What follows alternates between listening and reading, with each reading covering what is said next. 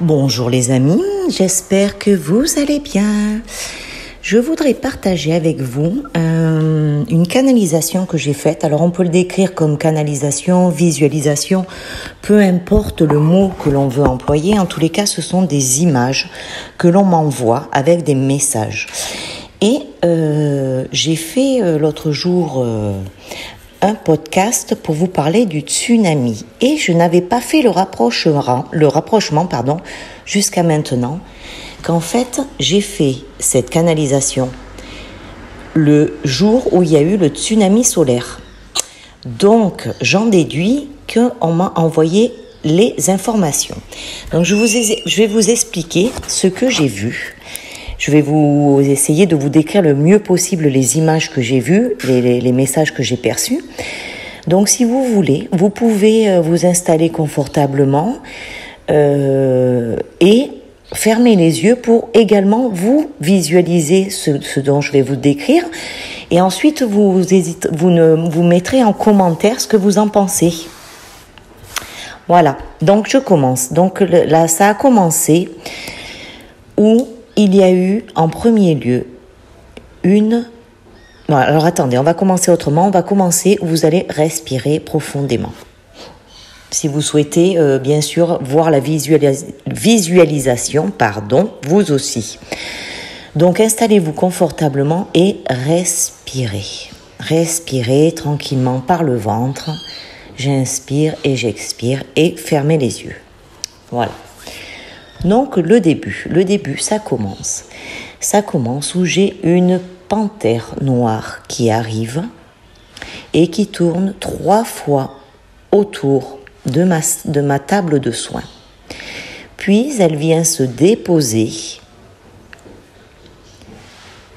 à droite. Et quand elle se dépose à droite, elle se transforme en statue, en immense statue. Puis ensuite, il y a eu un jaguar qui a fait exactement pareil, 3 fois le tour de la table, et ensuite est venu se poser à gauche de la table. Voilà. Et s'est transformé en statue géante.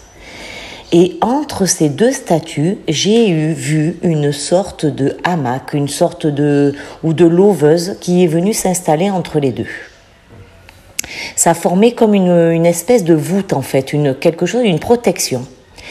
Voilà. Et de là, je suis partie dans une forêt luxuriante, très très verte, un vert émeraude, c'était magnifique. En partant dans cette forêt qui était assez dense, et en continuant, je suis arrivée dans une clairière où c'était très éclairé.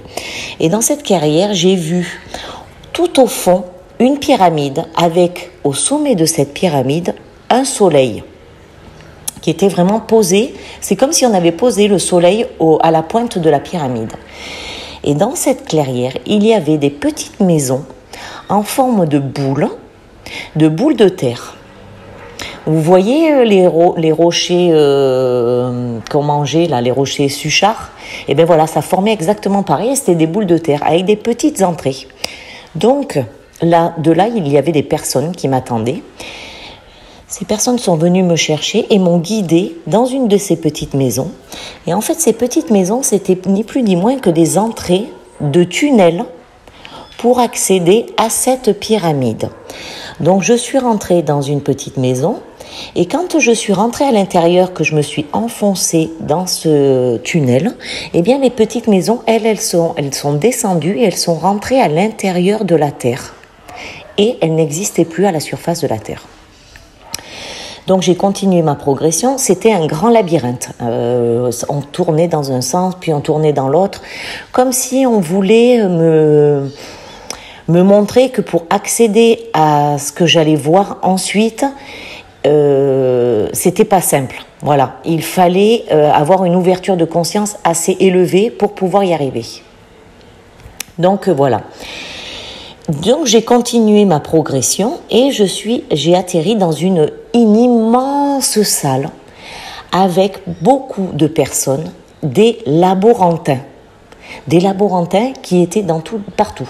Il y avait des tables, des grandes tables de laboratoire, donc assez hautes, avec des personnes, avec des tubes à essai qui étaient là et qui faisaient des expériences.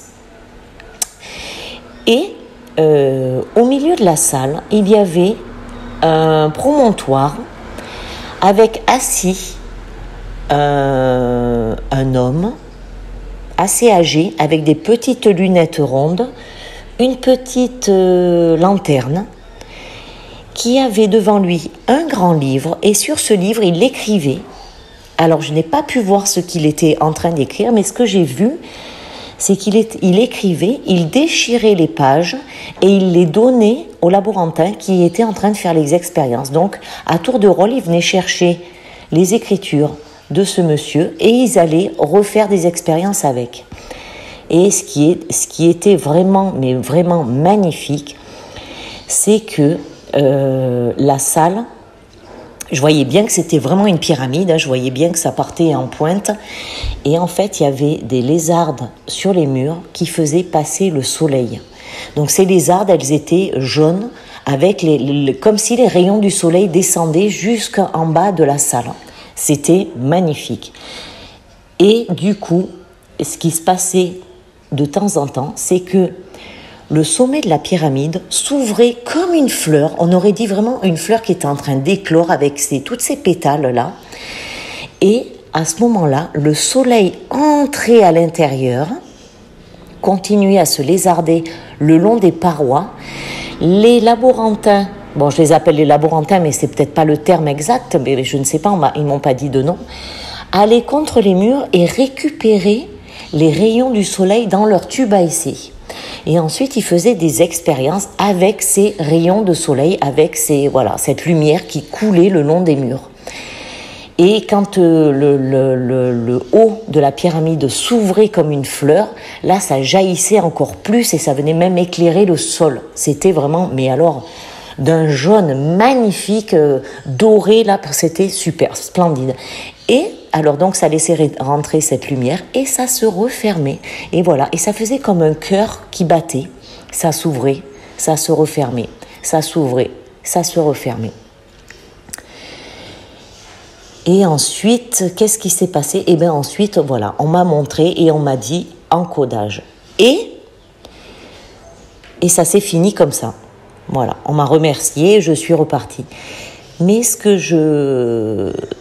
qui m'a fait tilt tout à l'heure, en fait, c'est que je repensais à ce que je vous avais dit sur le podcast du tsunami, et il y a ce mot encodage. Et là, on m'a dit exactement le même terme, et on m'a dit ça le jour de l'éclipse, du tsunami solaire, c'est-à-dire le 23 juillet. Donc, je viens à peine de faire ce rapprochement, et ça m'a fait tilt, donc je me devais de vous faire cette vidéo pour vous expliquer, en fait, que certaines personnes arrivent à canaliser des choses. Et voilà, moi j'ai canalisé ça. Si cette canalisation vous a parlé, n'hésitez pas à me le transcrire dans les messages sous la vidéo, que l'on puisse partager, que l'on arrive à être plusieurs, à partager ce que l'on ressent à ces moments-là. Surtout, n'hésitez pas à me dire qu'est-ce que vous ressentez, vous, à ce moment-là, là, en ce moment. Qu'est-ce qui vous arrive? Est-ce que vous vous sentez joyeux, gai, plein d'énergie? Ou au contraire, vous vous sentez complètement abasourdi, complètement vidé, mal dans votre peau? N'hésitez pas à m'en parler sous la vidéo. Ça me fera vraiment plaisir et puis ça peut créer une espèce de communauté où on arrive à discuter entre nous de ce qui se passe, de ce qu'on ressent. Ça fait du bien d'en parler aussi. Voilà mes amis, je voulais juste partager ce petit podcast avec vous sur l'éclipse solaire suite. Non, le tsunami solaire. Pourquoi j'arrête pas de dire l'éclipse? C'est bizarre, tiens, que je dise que ce mot ressorte. Eh bien, je vous embrasse bien fort, je vous dis prenez soin de vous, n'hésitez pas à partager la vidéo si elle vous a plu et puis mettez un petit pouce et à très bientôt les amis. Allez, bisous, bye bye.